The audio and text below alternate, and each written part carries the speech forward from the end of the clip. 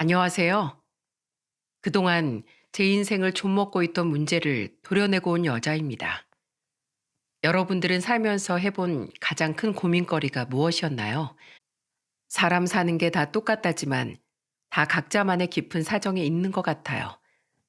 귀신보다 무서운 게 사람이라더니 정말 사람 잘못 만나 인생이 지옥이나 다름없었습니다. 아무리 뛰어봤자 부처님 손바닥이라고 해도 해볼 때까지 해봐야겠다는 마음으로 견뎠어요. 하지만 사람이 견딜 수 있는 게 있고 아닌 게 있더군요. 제가 이런 말을 하면 주변 사람들은 아들을 2명이나 키우고 있어서 힘든 거 아니냐고 물어보기도 합니다. 그런데 제 속을 썩인 사람은 애들이 아니고 남편이었어요. 정말 웃기지 않습니까? 그야말로 저는 결혼 생활 내내 체감상 아들이 2명이 아니라 3명이나 키운 기분이었어요. 남편은 내 편이 아니라더니 제 인생에 남보다 못했던 남편과 있었던 지독한 사연 한번 풀어보겠습니다. 저는 부모님과 남동생까지 네 식구가 살았었어요. 아버지는 환경미화원으로 평생을 살아오셨죠. 누구보다 아침을 일찍 여는 아버지는 새벽까지 출근하는 게 일상이셨습니다. 이런 아버지가 정한 가훈이 뭐였는지 아십니까? 매년 이맘때 새해가 되면 아버지는 가족들과 모여서 가훈이 적혀 있는 액자에 먼지를 닦으며 말씀하셨어요. 우리 집 가훈 정직하게 살자. 인 거 다들 알지? 항상 하늘을 우러러 부끄럼 없이 살아야 잘 사는 거야. 혜주랑 하준이도 알았지? 아빠는 너희들이 정직하게 살았으면 좋겠다. 그게 이 아빠 소원이야. 아버지의 말에 저는 장난스럽게 물었습니다. 아빠, 정직하게 사는 게 뭐예요? 거짓말 안 하는 거예요? 그렇지, 거짓말 안 하는 거야. 그리고 맡은 일에 최선을 다해야지. 아빠는 새벽에 일하러 나가잖아. 그럼 길거리에 아무도 없어. 그래도 아빠는 해가 뜨기 전에 길도 청소하고 할 일을 묵묵하게 해. 누가 안 봐도 자기 할 일을 묵묵하게 하는 사람이 정직한 거야. 그럼 나도 매일매일 정직하게 살고 있는 거야. 난 학교 숙제도 알아서 잘하고 준비물도 혼자서 잘 챙겨요. 우리 딸 대단하네. 그래도 첫째라고 동생한테 모범을 보이고 있어. 앞으로도 그렇게 솔선수범하면서 살아. 그러면 동생도 널 따라서 잘할 거야. 아버지는 자식들이 정직하게 살길 바라셨어요. 그리고 저와 남동생은 아버지의 바람처럼 정직하고 바르게 컸습니다. 그런데 전 고등학생이 됐을 무렵 고민이 하나 생겼어요. 집안 형편상 제가 대학교를 간다면 등록금이 부모님께 부담이 될 것 같았거든요. 그래서 처음으로 부모님께 거짓말을 했었어요. 학교 성적이 우수해서 담임 선생님께서도 대학 진학을 권유할 정도였죠. 하지만 전 선생님께 단호한 목소리로 말했어요. 선생님, 전 대학교 안 가고 바로 취업하고 싶어요. 뭐? 대학을 안 간다고? 아니, 성적이 좋아서 조금만 더 공부하면 대학교 갈 수 있을 텐데 왜 안 간다는 거야? 별로 되고 싶은 것도 없고 더 공부하기 싫어요. 그냥 빨리 취업하고 싶어요. 그때 선생님은 제가 대학교 진학을 포기한다고 하니까 놀란 눈치셨어요. 미성년자였지만 집안 형편 정도는 대충 파악할 수 있었습니다. 원래 가난은 숨기려 해도 숨겨지지 않는다고 하지 않습니까? 그리고 이걸 가장 귀신같이 아는 게 결국 자식이더군요. 그때는 저도 자식이었기 때문에 저희 집이 가난하다는 걸 잘 알고 있었습니다. 결국 그날 저녁 엄마한테 모든 이야기를 들으신 아버지가 저한테 와서 진지한 목소리로 말씀하셨어요. 혜주야, 왜 대학교를 안 간다고 했어? 난 엄마도 아빠도 다 편하게 지냈으면 좋겠어요. 근데 내가 대학교에 가면 아빠 힘들잖아요. 아빤 혜주가 대학 포기하면 그게 더 힘들 것 같아. 난 네가 대학교 졸업해서 번듯한 직장 들어가는 거 보고 싶어. 아빠처럼 추울 때 춥고 더울 때 덥게 살지 말고 넌 깔끔하게 입고 회사 다니면서 편하게 살았으면 좋겠다. 아버진 저한테 진지한 목소리로 제가 대학에 가길 바란다고 하셨어요. 그동안 묵묵하게 일해오신 아버지한테 그런 아픔이 있을 거라고 생각도 못 했거든요. 그래서 결국 전 다음날 아침 부모님께 이렇게 말했어요. 저 대학교 원서 쓰고 올게요. 그리고 대학교 가면 열심히 공부해서 장학금도 받을게요. 제 말에 엄마는 놀란 목소리로 말했습니다. 혜주야, 진짜야? 잘 생각했어. 네가 대학교 안 가면 누가 가? 오늘 가서 꼭 간다고 해. 우리가 설마 너 하나 대학교 못 보내겠어? 넌 아무 걱정하지 말고 공부만 열심히 해. 엄마, 아빠, 저 믿어줘서 감사해요. 실망시키지 않을게요. 그래, 혜주야. 잘 생각했어. 넌 꼭 많이 배워서 편하게 살아. 알겠지? 우리 혜주는 활짝 펴서 꽃같이 예쁘게 곱게만 살아. 그때 엄마의 말에 저는 가슴이 찡했어요. 그렇게 제가 처음으로 부모님께 거짓말을 했던 사건은 일단락됐어요. 그리고 저는 부모님의 아낌없는 지지 속에 대학교도 진학할 수 있었습니다. 그때부터 전 아르바이트를 하면서 대학교 생활 내내 용돈을 스스로 벌었어요. 장학금을 받았던 적도 있었고 부모님이 보태준 적도 있었죠. 그리고 부모님께 좋은 모습을 보여드리고 싶어서 저는 취업 준비도 최선을 다했습니다. 그렇게 각고의 노력 끝에 저는 은행에 입사하게 됐어요. 그리고 제가 입사하고 첫 월급으로 가장 먼저 한 일은 남동생의 용돈을 주는 일이었습니다. 그 당시 대학교 졸업반이었던 남동생한테 저는 용돈을 주며 말했어요. 이거 누나가 주는 용돈이야. 이제 막 복학했으니까 용돈 없을 거 아니야. 뭘 이런 걸 줘. 나도 이제 아르바이트 하면 되는데. 됐어. 준다고 할 때 받아. 비상금으로라도 가지고 있어. 한창 돈 없을 나이잖아. 나도 다 겪어봐서 안다. 남동생한테 용돈을 주니까 기분이 참 좋았어요. 그때 저는 가족들에게 베풀 수 있어서 누구보다 행복했습니다. 그리고 저는 나중에 결혼하더라도 이런 단란한 가정을 꾸리고 싶다는 생각까지 했어요. 다른 사람과 비교하는 삶이 아니라 가진 것에 만족하면서 그저 단란하게 살고 싶었습니다. 그리고 저는 20대 후반에 남편을 소개받게 된 거예요. 그 당시만 해도 남편은 이제 막 사업을 시작한 사업가였어요. 저와 다른 분야에 있던 남편이 신기해서 눈을 반짝이면서 물었습니다. 저는 살면서 사업해보고 싶다는 생각을 해본 적이 없어서 사업하신다고 하니까 너무 신기해요. 어쩌다 사업에 뛰어드신 거예요? 회사는 열심히 해도 티가 안 나잖아요. 전 정말 열심히 일할 자신이 있는데 열심히 일한 만큼 눈에 보이는 성과를 보고 싶어서 사업을 하게 됐어요. 아직은 시작 단계지만 전 반드시 안정적으로 만들 자신이 있어요. 열정적인 모습이 정말 멋있으세요. 정말 꼭 빛을 보실 것 같아요. 제가 응원할게요. 해주신 정말 긍정적이신 것 같아요. 30 초반에 사업한다고 하면 다들 미쳤냐고 하거든요. 왜요? 왜 미쳤냐고 해요? 아무래도 20대 망하는 거랑 30대 망하는 건 다르잖아요.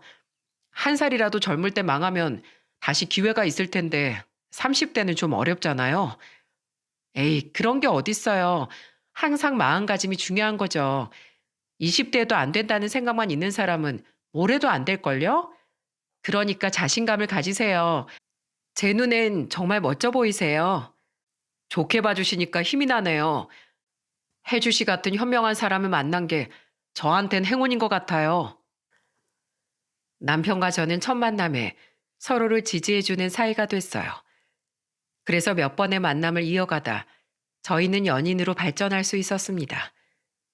그리고 남편은 연애 시절에도 사업을 번창시키려고 노력을 많이 했어요. 그리고 조금씩 성장하는 단계에 저는 남편과 결혼을 약속하게 됐습니다.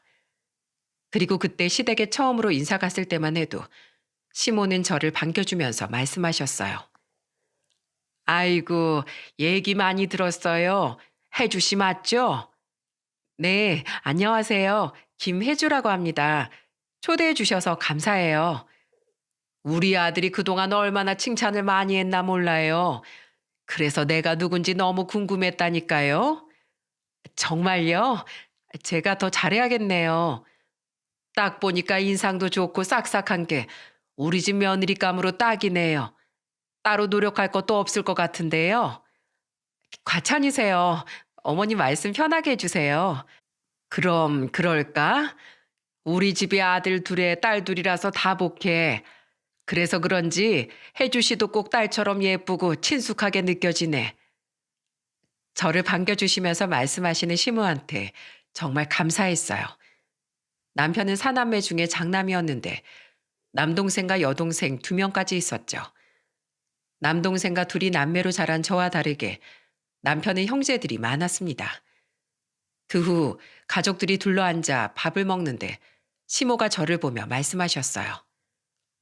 우리 남편이 중견기업 임원인데 하필이면 오늘 딱 일이 생겼지 뭐야.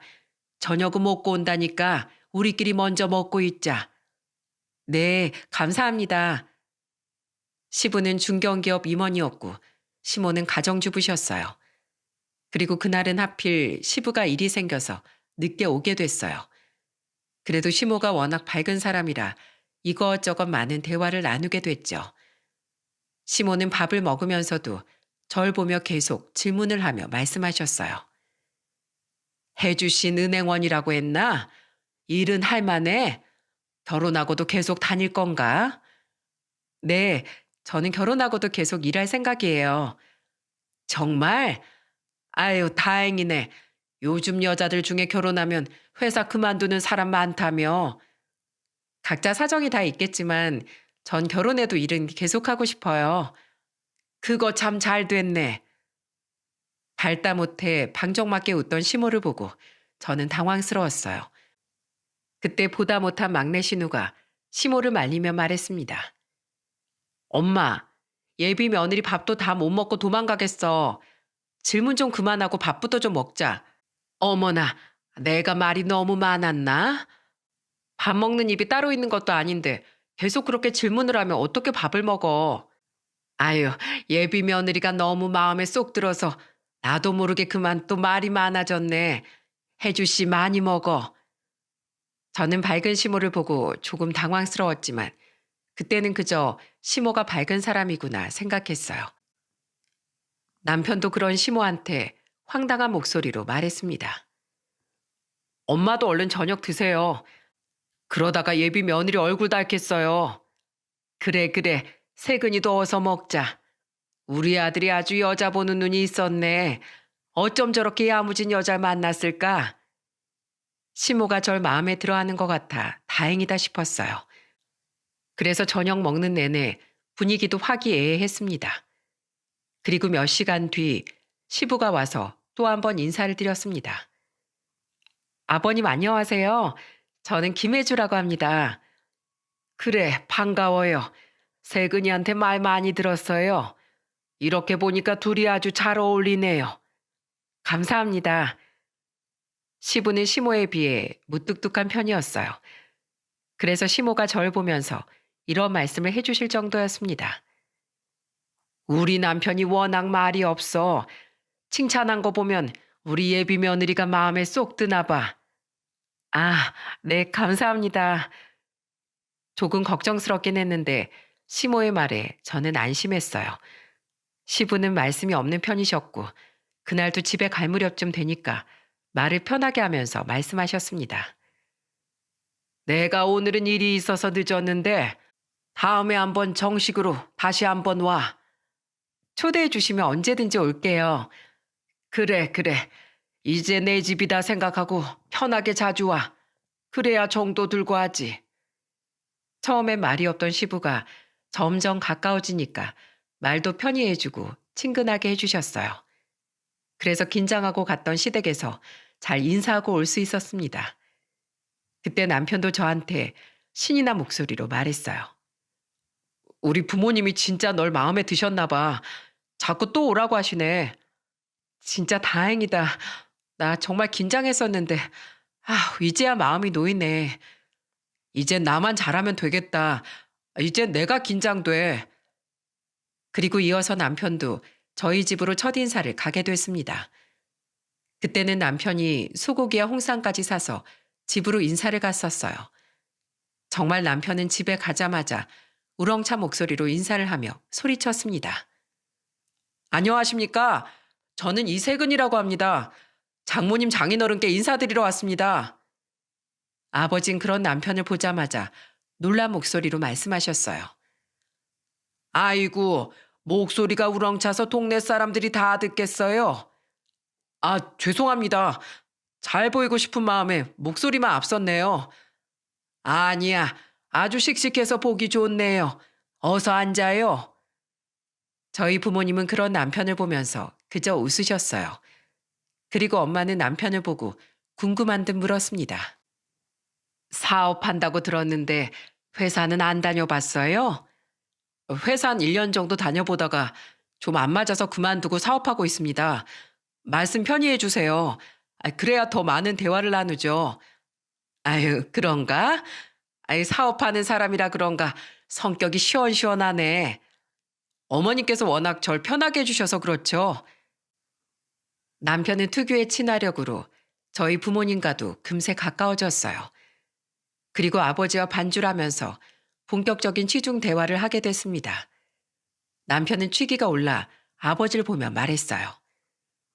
아버님, 저도 훌륭한 가장이 될 수 있을까요? 내가 볼 때 자넨 그런 마음이 있기 때문에 잘 될 거야. 내가 환경미화원이라면서도 우리 딸 은행원으로 키우고 아들도 대기업에 입사시켰어.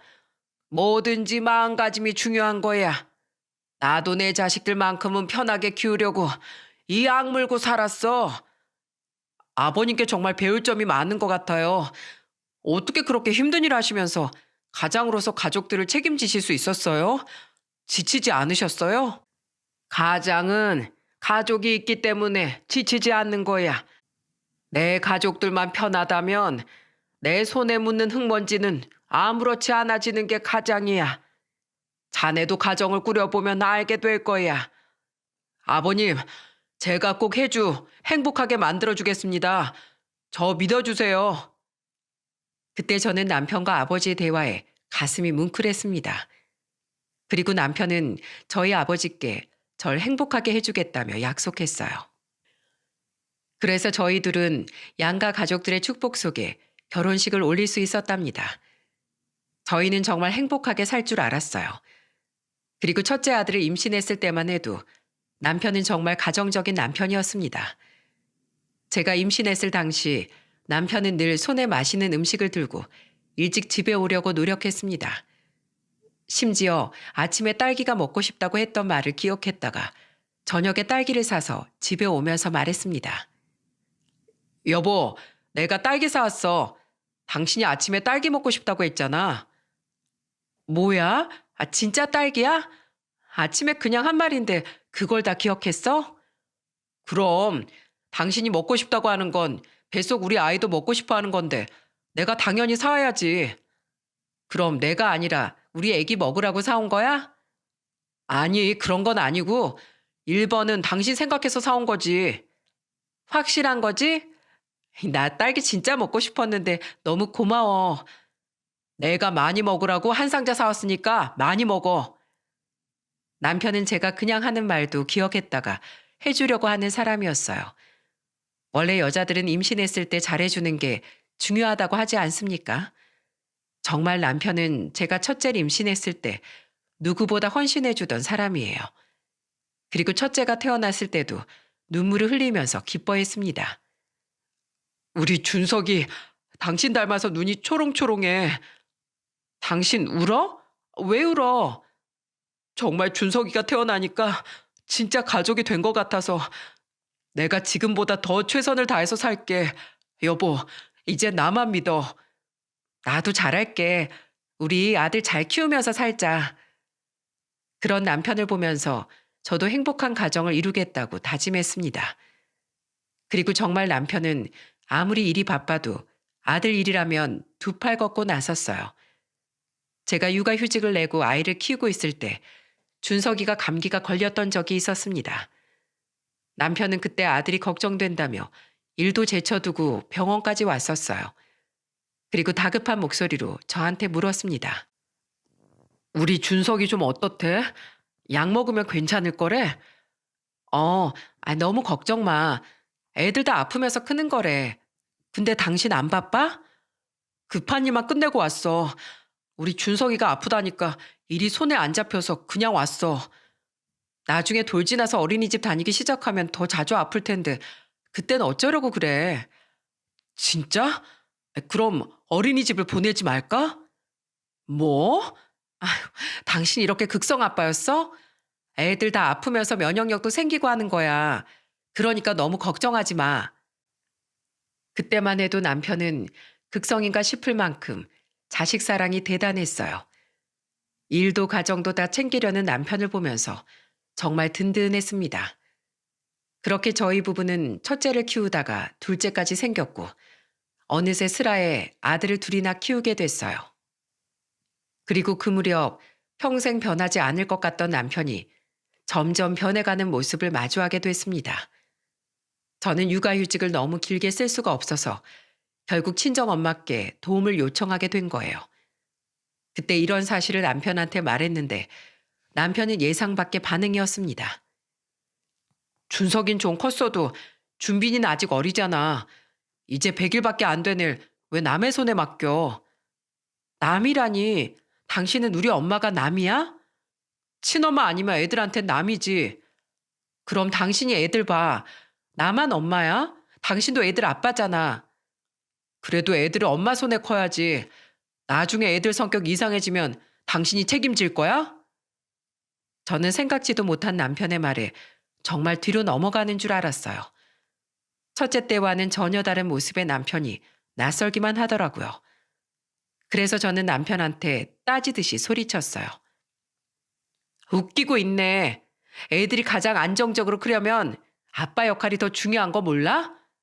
그리고 우리 엄마가 애들 봐주는 대신 한 달에 150만 원씩 드릴 거야. 엄만 기어코 안 받으시겠다고 했는데 그 돈 안 드리면 내가 마음이 불편할 것 같아. 그러니까 당신도 알고 있어. 무슨 150만 원씩이나 드려? 그냥 당신이 은행 그만두고 집에서 애들 키워.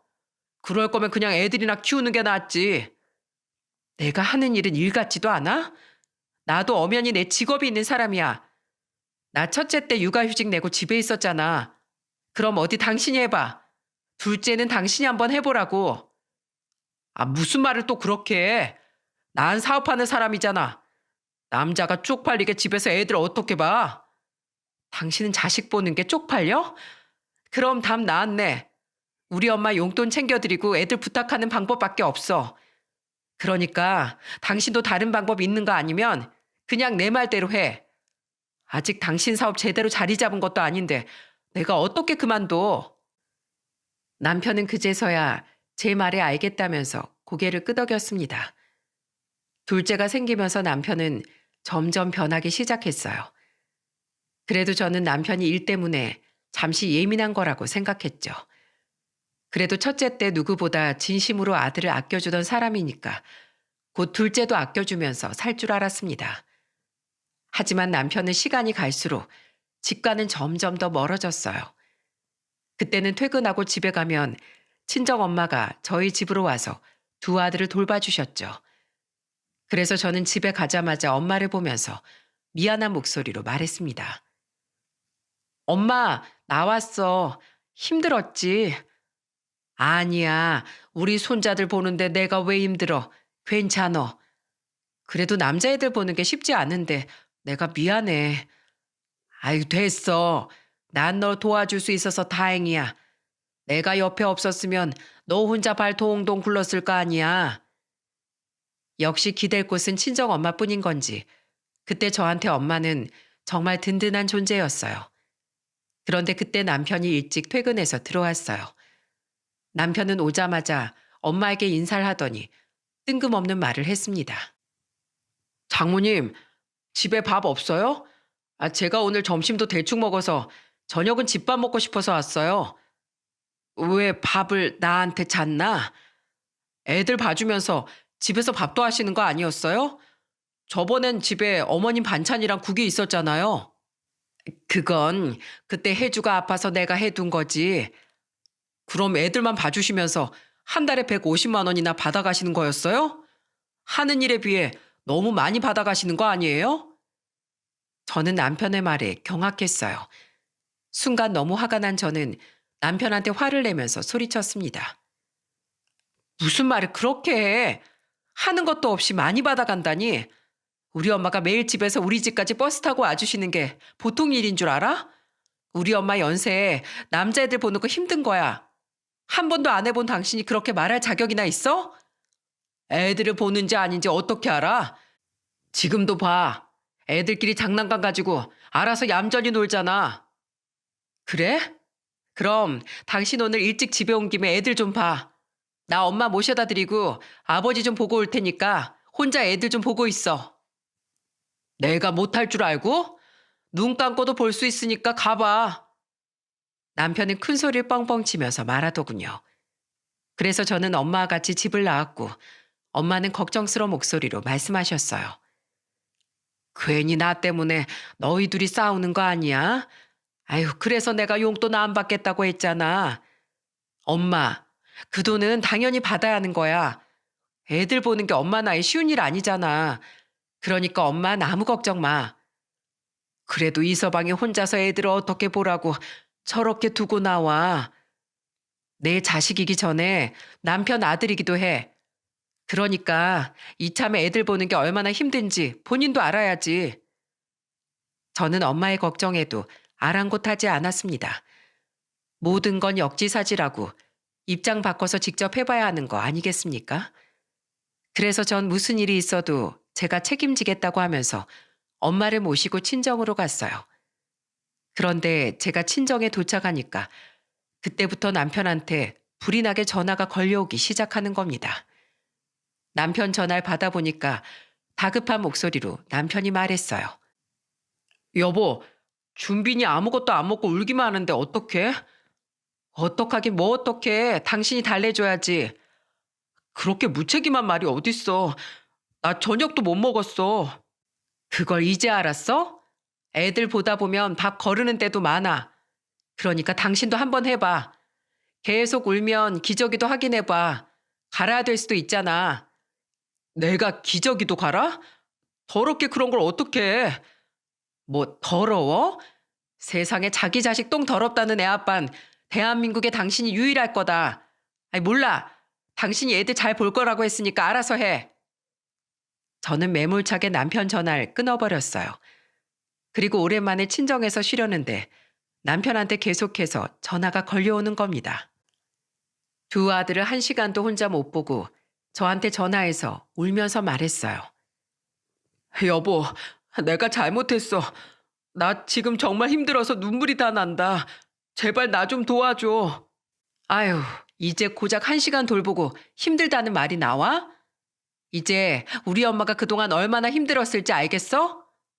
어, 미안해. 내가 다시는 안 그럴게. 제발 얼른 좀 와줘.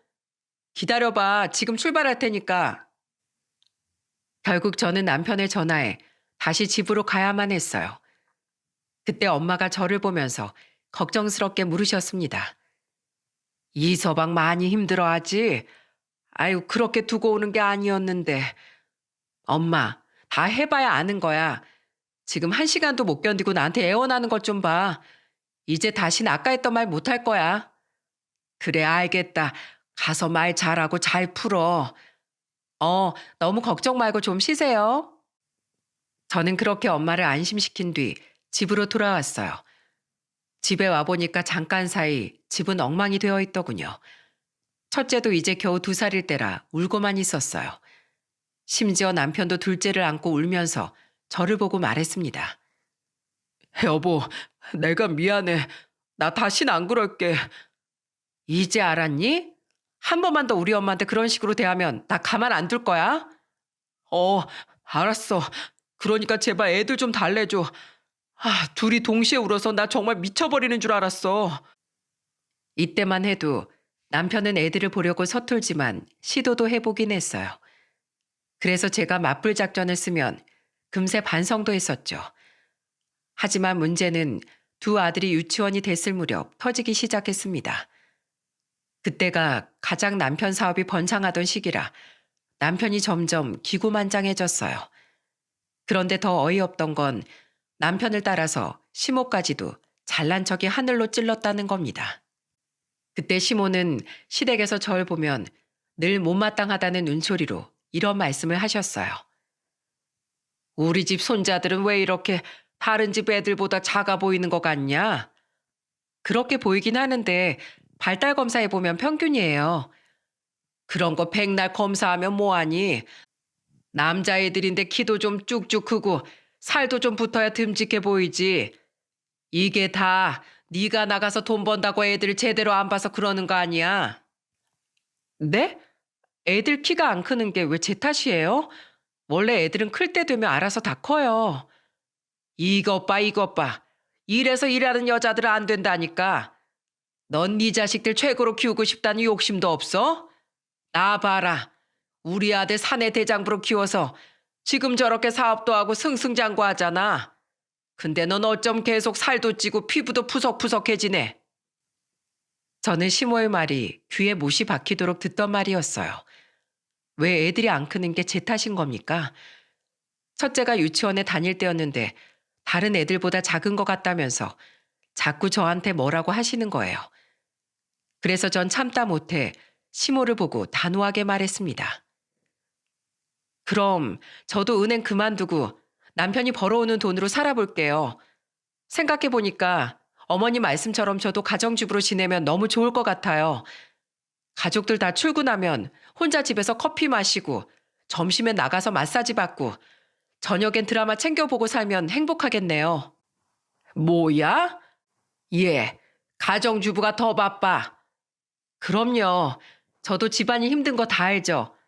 그러니까 저도 어머님처럼 마사지도 받고 여가 생활도 하러 다녀보게요. 그리고 애들이 오늘은 얼마나 컸나 확인하면서 살면 참 좋겠네요. 아, 마침 은행 일도 힘들어 죽겠는데 돈은 남편이 벌라고 하고 저도 집에 있을게요. 너 지금 그걸 말이라고 하는 거야? 왜요? 이런 거 원하시는 거 아니었어요? 제가 은행 그만두면 남편 월급으로 살아야죠. 어쩌겠어요? 네가 언제부터 내 말 들었다고 그래? 그냥 너 살던 대로 살아. 왜요? 저도 그만두고 애들만 볼게요. 그래야 애들이 금방 크죠. 아, 됐어. 애들은 알아서 크게 두고 넌 네 할 일이나 해. 시모는 제가 회사를 그만둔다고 하니까 깜짝 놀라면서 절 말렸어요. 그날 이후 시모는 저한테 애들이 안 크네 마네 하는 소리를 일절 하지도 않으셨습니다. 정말 기가 막히지 않습니까? 정말 시모는 잘 되면 다 남편 덕이고 뭔가 잘못되면 일하는 제 탓을 하기만 했네요. 그래서 저도 참다가 결국 터져서 시모한테 비꼬듯이 말하게 된 겁니다. 그래도 이렇게 말하고 나니까 속이 다 시원했어요. 하지만 시모라는 큰 산을 넘은 것도 잠시였습니다. 남편이 사업을 확장하기 시작하면서 만취해서 들어오는 날이 늘기 시작하는 거예요. 심지어 남편은 새벽이 다 된 시간에 집에 오기도 했습니다. 저는 새벽에 들어오는 남편을 기다리다 소리쳤어요. 당신 지금 시간이 몇 시야? 왜 이제야 와? 남자가 일하다 보면 늦을 수도 있지. 바가지 긁으려고 기다렸어? 새벽까지 술 마시고 들어오는 사람 기다리면서 좋은 소리 나오겠어? 에이씨, 재수없어. 됐고, 내 발이나 닦아봐. 오늘 너무 마셔서 고개 숙이면 토할 것 같아. 뭐라고? 내가 왜 당신 발을 닦아? 아무리 미운 놈 떡 하나 더 준다지만 이건 너무하지 않습니까? 그러자 남편이 절 보며 말하더군요.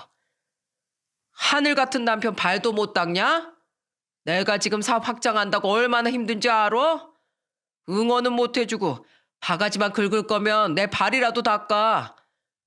무슨 사업을 술 없이는 확장도 못 해. 그리고 술 먹으면서 하는 게 무슨 일이야. 내쫓아 버리기 전에 알아서 씻고 자. 저는 술 취한 사람이랑 더 싸우기도 싫어서 그냥 화를 내고 들어갔어요. 그런데 그때 남편이 저한테 욕을 하기 시작했습니다. 저는 너무 놀라 남편을 보고 소리쳤어요. 지금 욕했어? 당신 미친 거 아니야? 왜? 내가 욕만 할 수 있을 것 같아? 아주 한마디만 더 해봐. 나 오늘 손부터 나간다. 진짜 미쳤구나. 그러다 진짜 사람 치겠다. 겁이 난 저는 휴대폰 동영상을 켰습니다. 그런데 그 순간 제 행동에 화가 난 남편이 절 때리려고 했어요. 그때 바로 안방으로 몸을 숨겨서 맞진 않았어요. 하지만 남편은 더 화가 나서 욕을 퍼붓기 시작했습니다. 그걸 다 녹음하면서 정말 제 손이 다 떨렸어요. 그리고 다음 날 아무 일도 없었다는 듯이 일어난 남편한테 전날 녹음해둔 영상을 보여주면서 말했죠. 당신이 어제 나한테 한 짓이야. 내가 이 꼴을 당하고도 당신이랑 살아야겠어? 이게 정말 나라고? 보고도 모르겠어? 애들이라도 컸으면 어쩔 뻔했어. 내가 잘못했어. 나 정말 이 정도인 줄 몰랐어. 내가 다시는 안 그럴게. 그날 남편은 저한테 싹싹 빌면서 다시는 안 그러겠다고 하더라고요. 하지만 여러분이 볼 때 어떠신가요? 정말 다시는 안 그랬을 것 같으신가요? 아마 여러분들도 예상하셨겠지만 남편의 술주정은 날이 갈수록 심각해졌어요. 특히 술을 마시면 아예 외박까지 하기도 했습니다. 그래서 정말 큰아들이 초등학교 입학할 때까지도 매일같이 싸웠어요. 점점 사이가 멀어지던 중에 결정적인 사건이 터지고 만 겁니다. 그 무렵이 저희 아버지와 시부가 비슷한 시기에 은퇴를 하시게 된 거예요. 그런데 어느 날 시댁에 갔더니 시모가 호들갑을 떨면서 남편한테 이런 말씀을 하셨어요. 세근아, 네 아버지가 아주 차에서 먹고 잘 기세야. 네가 뽑아준 차가 엄청 마음에 드시나 보다. 진짜? 다행이네. 우리 아버지 이제 외제차 타고 여행도 다니시고 해야지.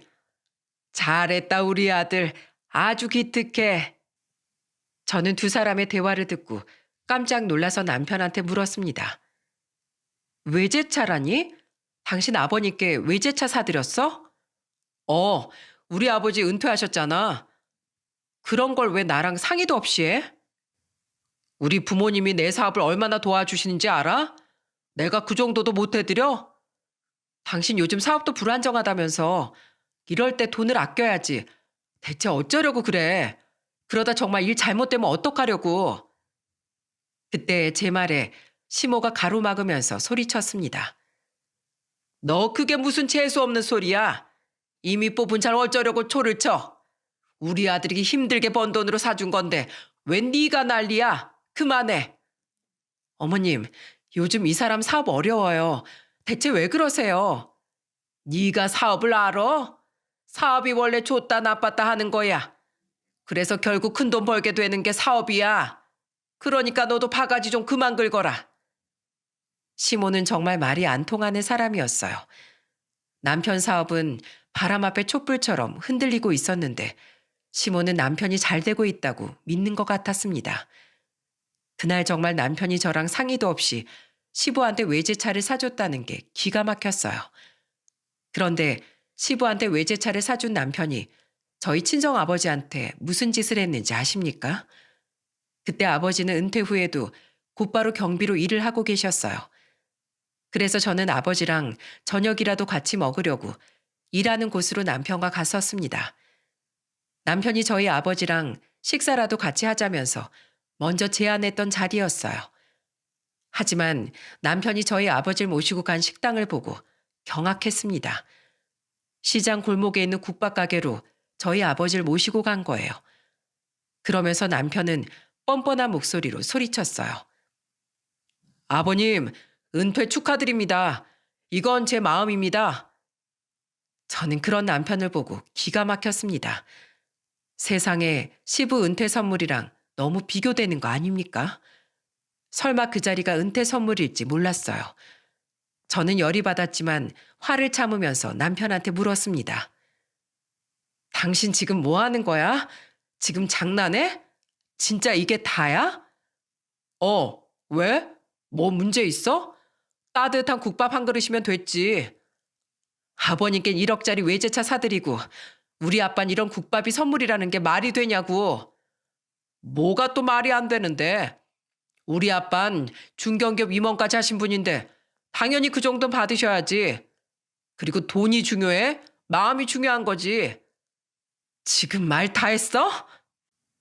제가 화가 나서 식탁까지 치면서 말하니까 보다 못한 아버지가 절 말리면서 말씀하셨어요. 괜찮다. 됐어. 그만두래. 애들 앞에서 뭐 하는 거야? 난 이것도 좋아. 아빠, 죄송해요. 제가 따로 좋은 거 사드릴게요. 됐어. 뭐 대단한 일 했다고.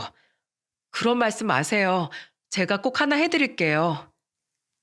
저는 그날 남편이 정말 남처럼 느껴졌습니다. 어떻게 대놓고 시댁이랑 차별할 수 있는지 너무 억울했어요. 그래서 며칠 뒤 저는 외제차는 아니더라도 국산차 중에 4천 정도 하는 차를 하나 해드렸습니다. 그런데 제가 아빠한테 차를 해드리니까 남편이 노발대발하면서 저한테 따졌어요. 당신 나랑 상의도 없이 뭐 하는 거야? 사천이 누구 집 개 이름이야? 그런 당신은 나랑 상의했니? 1억짜리 외제차 시댁에 해드리면서 나랑 상의한 적 없었잖아.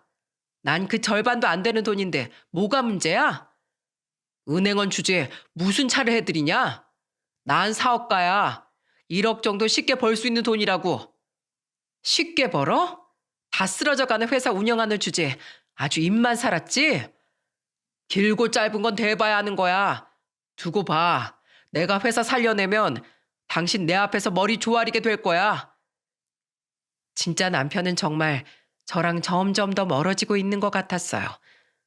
점점 가정에 소홀하던 남편은 결국 자식들한테도 완전히 무관심해지기 시작했죠. 첫째가 10살 생일이었던 날, 그날도 어김없이 남편은 만취가 된 채 집에 왔더라고요. 저는 그런 남편을 보고 두 아들한테 방에 가 있으라고 했습니다. 그리고 비틀거리면서 들어오는 남편한테 소리쳤어요. 오늘 무슨 날인지 알기나 해? 왜? 아, 또 뭔데? 당신 큰아들 생일이잖아. 이런 날까지 술을 마시고 뭐 어떡해. 아빠로서 아들 생일 좀 축하해 줄 수 없어? 그깟 생일 뭐가 중요한데? 안 그래도 지금 일이 안 풀려서 짜증나 죽겠는데 생일이 대수냐고. 아, 집에만 오면 바가지 긁어대니까 내가 아주 집에 오기가 싫은 거야. 맨정신으로 오기가 싫다고. 그럼 아예 오지 마. 왜 와서 애들 생일을 망쳐? 뭐야? 어디서 말대꾸야? 그 순간 남편은 제 따귀를 때렸습니다. 저는 너무 놀라 얼굴을 부여잡았어요. 그런데 그때 방에 있던 큰아들이 제 앞을 가로막으며 소리쳤어요. 엄마 때리지 마요. 아빠가 우리한테 해준 게 뭐가 있어요? 왜 자꾸 엄마한테 욕하고 때리는데요? 차라리 날 때려요. 이놈의 자식이 어디서 말대꾸야? 저는 남편이 큰아들까지 때리려고 하는 걸 보고 재빨리 아들을 품에 안았습니다. 겨우 아들을 데리고 피한 저는 남편한테 소리쳤어요. 이렇게 밑바닥을 보여주니까 나 더는 못 살겠다. 감히 애들한테까지 손을 대? 당장 이혼해. 너랑은 진짜 끝이야. 진짜 듣던 중 반가운 소리네. 그래, 헤어져. 이혼해. 너 같은 독종 같은 여자 필요 없어. 결국 저는 그날 폭력을 휘두르는 남편과 이혼을 결심하게 됐어요. 저한테 욕하는 건 참아도 애들한테까지 막대하는 걸 보고 저는 참을 수가 없었습니다. 그렇게 저는 남편과 이혼하면서 재산 분할의 양육권까지 전부 유리하게 받아냈어요. 이혼 후 엄마는 저를 위로해 주면서 말씀하셨죠. 혜주야, 엄마는 네 선택 믿는다. 그러니까 애들이랑 잘 살아봐. 엄마가 항상 네 뒤에 있어. 엄마, 죄송해요. 차라리 잘 됐어. 손주들도 보니까 아빠 찾지도 않는 거 보면 아빠 노릇도 못했겠지. 그럴 바엔 혼자 키우는 게 100번 나. 잘했어. 집으로 애들이랑 같이 들어와. 저는 엄마의 위로로 애들을 데리고 친정에서 살게 됐습니다. 제가 결혼 생활 중에도 회사를 계속 다니고 있던 게 정말 다행이었어요. 그렇게 저는 아이들과 같이 친정에서 살기 시작했습니다. 부모님께서는 적적했는데 손주들이 있어서 좋다고 말씀하셨어요. 그런데 여러분, 제가 이혼 후 무슨 일이 있었는지 아십니까? 이혼하고 1년 만에 남편놈이 절 울면서 찾아온 겁니다. 그동안 남편놈이 양육비를 안 보내서 애들을 안 보여주고 있었거든요. 차라리 안 보는 게 낫다 싶어서 그냥 있었더니 친정까지 거짓골로 나타나 무릎을 꿇고 비는 겁니다. 여보, 나 망했어. 동업하던 사람이 다 들고 튀었어. 뭐? 그럼 도망간 동업자를 찾으러 가야지. 왜 여길 와? 사업 확정했던 거 돌려막기 하다가 지금 나 땡전 아픈 남은 게 없어. 우리 부모님 보러도 못 가겠어. 아버지 은퇴 자금까지 내가 다 날렸거든. 진짜 내가 망할 줄은 몰랐어. 내가 그랬지? 그러다 망한다고. 욕심에 눈이 멀어서 사업하더니 이제 와서 몰랐다고?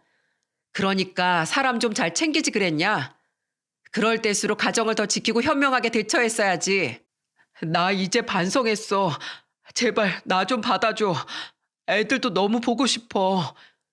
웃기지 마. 이혼한 그 순간 더 이상 당신은 내 남편 아니야. 그리고 양육비 밀린 거 알지? 진짜 애들 생각하는 사람이라면 막노동을 해서라도 그 돈 다 보내. 여보, 나 정말 마지막으로 한 1억만 대출 좀 받아주면 안 될까? 나 정말 이번에 제대로 해서 양육비 밀린 거 다 보내줄게. 내가 잘 돼야 나중에 애들 학비라도 내주지. 누가 네 여보야? 내가 정신 나갔냐? 너 같은 놈한테 1억을 대출 받아주게. 네 아버지 1억짜리 차 사준 거 팔아서 갚던지 해. 경찰 부르기 전에 당장 꺼져. 한 번만 더 오면 가만 안 둘 거야. 저는 그렇게 남편을 쫓아버리려고 했어요. 그런데 그때 아빠가 마당에 있던 빗자루를 들고 쫓아오셨습니다. 이놈아, 여기가 어디라고 와? 썩 꺼지지 못해? 아버님. 누가 네 아버님이야? 당장 내 집 앞에서 꺼져. 이 거지 같은 놈아. 분리수거도 안 될 쓰레기를 봤나? 남편은 아버지가 빗자루 휘두르니까 꽁무니가 빠지게 도망쳤어요. 알고 보니까 남편은 무리하게 사업을 확장하다가 폭삭 망한 거였죠. 사업을 3개, 4개씩 벌리다가 차례로 무너진 겁니다. 작게 동업으로 벌리는 사업으로 큰 돈을 벌 수 있었겠습니까? 결국 욕심 부리다가 자기 욕심에 망한 겁니다. 남편 놈은 시댁 돈까지 다 말아먹고 결국 들리는 소문에 의하면 시부모가 살던 집까지 내놨다는 소리를 듣게 됐어요. 가족은 안중에도 없던 이기적인 전 남편 놈의 비극적인 결말이었습니다. 지금은 이혼 3년 차 혼자서 2 아들을 키우는 게 제법 익숙해졌어요. 아이들도 예전보다 밝아지고 더 씩씩해졌고요. 부모님도 건강하게 잘 크는 손자들을 보면서 흐뭇해하세요. 그래서 제가 사연을 보내게 된 이유도 행복한 가정에 돈만 필요한 게 아니라는 걸 알려드리고 싶어서였답니다. 정말 사람은 돈만 있다고 사라지는 게 아닙니다. 돈과 사랑과 여유, 그리고 가족을 위하는 마음이 있어야 진정한 가정이 완성된다고 생각해요. 인생이라는 긴 여정엔 피를 나눈 가족이 진정한 힘이 되어줄 사람들이랍니다. 그래서 전 많은 사람들이 가족을 소중히 생각했으면 하는 바람이 있답니다. 제 사연이 귀감이 되어서 여러분들의 가정에 모두 평화가 깃들길 바라겠습니다. 모두 행복하세요.